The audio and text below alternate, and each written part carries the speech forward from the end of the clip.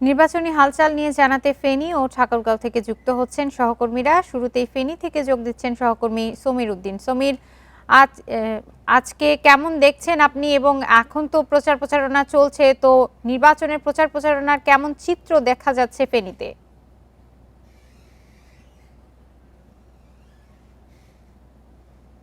নির্বাচনের দিন যত ঘনিয়ে আসছে ততই প্রচার প্রচারণায় সরগরম হয়ে উঠেছে ফেনীর 3টি আসনে। ফেনী 1 আসনে এখানে প্রয়াত খালেদা জিয়া এখানে হওয়ার পর থেকে তার পরিবর্তে এখানে ধানের শীষের প্রার্থী রফিকুল আলম মজনু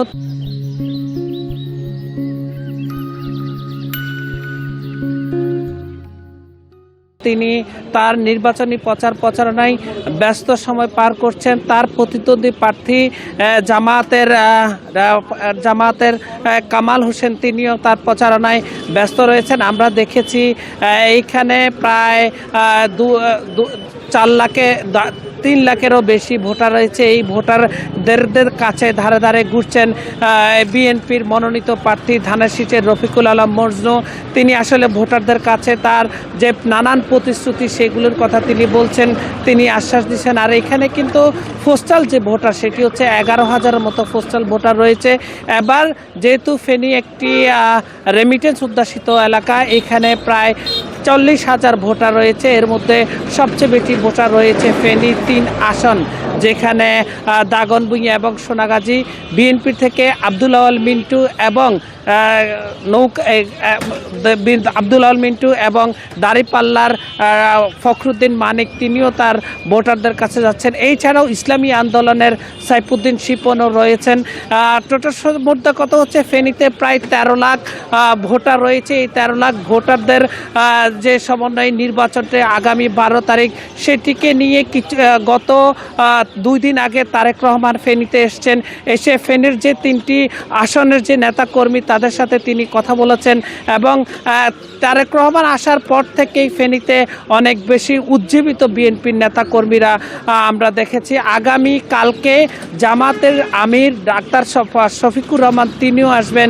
তিনি এসেও ভোটারদের মাঝে বা এখানকার নেতাকর্মীদের মাঝে তার যে নির্বাচনী ইশতেহার বা তার যে নির্বাচনী জেতার পরে তারা কি কি কর্মকাণ্ড করবেন সেই বিষয়গুলো নিয়ে কথা বলবেন। আমরা দেখেছি বেগম খালেদা জিয়ার এই আসনটিতে ইতিপূর্বে কেউ নির্বাচিত হতে পারেনি, কারণ খালেদা জিয়ার এই আসনটি বিএনপি অধ্যুষিত আসন বলা হচ্ছে। কারণ এখানে অন্য যে প্রার্থীরা আছে তারা কিন্তু ইতিপূর্বে তেমন জামানত পাননি। তবে এবারেই এই আসনটিতে হাড্ডাহাড্ডি লড়াই হবে বলে আমরা যেটা ধারণা করছি। সবচেয়ে বেশি এখানে এগিয়ে আছেন ধানের শীষের প্রার্থী রফিকুল আলম মজনু। তিনি প্রত্যেকটি ঘরে ঘরে যাচ্ছেন। তিনি বেশ কিছু ব্যতিক্রমী প্রোগ্রাম করছেন। তিনি উঠান বৈঠক করেছেন। উঠান বৈঠকের মাধ্যমে তার যে ধানের শীষ বিজয় হলে কি কি করবে সেই বিষয়গুলো নিয়ে প্রতিশ্রুতি দিচ্ছেন। এই ছিল আমার কাছে ফেনীর নির্বাচনী হালচালের পরিস্থিতি। সমীর, আপনি আমাদের সাথেই থাকুন। এবার ঠাকুরগাঁও থেকে যুক্ত হচ্ছেন সহকর্মী শামসুজ্জোহা। শামসুজ্জোহা, ঠাকুরগাঁওয়ের কি পরিস্থিতি, কেমন দেখছেন নির্বাচনী প্রচার প্রচারণা? ঠাকুরগাঁওয়ে 3টি সংসদীয় আসন রয়েছে। এর মধ্যে সদর উপজেলা নিয়ে ঠাকুরগাঁও 1 আসন।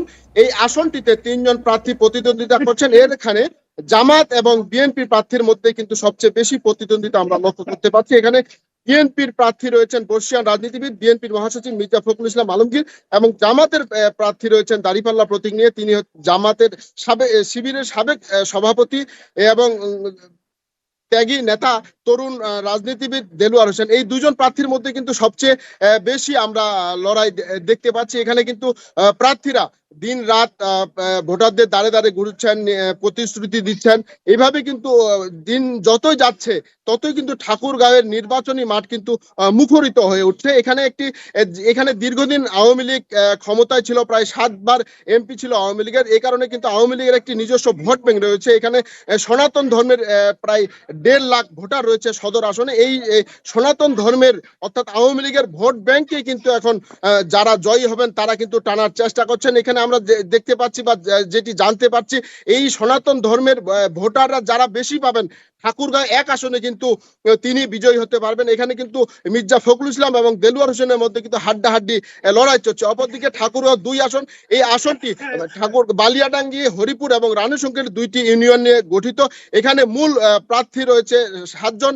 এর মধ্যে এখানে চতুর্মুখী লড়াই আমরা লক্ষ্য করতে পারছি। এখানে বিএনপির প্রার্থী রয়েছেন ড্যাবের সাবেক মহাসচিব আব্দুল সালাম এবং জামাতের প্রার্থী রয়েছেন আব্দুল হাকিম এবং ট্রাক প্রতীক নিয়ে লড়ছেন গণ অধিকার পরিষদের সহসভাপতি ফারুক হাসান। এখানে এবং এছাড়াও এখানে রয়েছে জাতীয় পার্টির প্রার্থী নাঙ্গল প্রতীক নিয়ে নুরুন নাহার বেগম। এখানে কিন্তু চতুর্মুখী একটি লড়াইয়ের আশঙ্কা রয়েছে। তবে এখানে দীর্ঘদিন বিএনপি জোটগত কারণে জামাতকে ছাড় দিয়েছিলেন। এখানে কিন্তু ঠাকুরগাঁও 2 আসনের মানুষ দীর্ঘদিনও কিন্তু ধানের শীষ প্রতীকে ভোট দিতে পারেনি। দীর্ঘদিন পরে এবার ধানের শীষ প্রতীকে ভোট দিতে পারবেন। এখানে কিন্তু ভোটাররা খুশি। তবে ধানের শীষ প্রতীক যেহেতু এখানে জামাতের একটি প্রভাব রয়েছে, এজন্য ধানের শীষ প্রতীকের বিএনপির প্রার্থীরও কিন্তু একটি চ্যালেঞ্জ রয়েছে।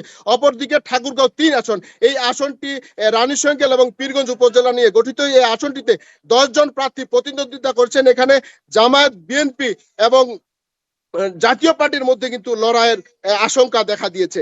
এখন পর্যন্ত ঠাকুরগাঁওয়ের পরিস্থিতি স্বাভাবিক রয়েছে। এইভাবে চললে কিন্তু উৎসব মুখর পরিবেশেই এই 13দশ জাতীয় সংসদ নির্বাচন সম্পূর্ণ হবে। ফেনী ও ঠাকুরগাঁও থেকে নির্বাচনের প্রচারণার খবর জানাচ্ছিলেন সহকর্মীরা।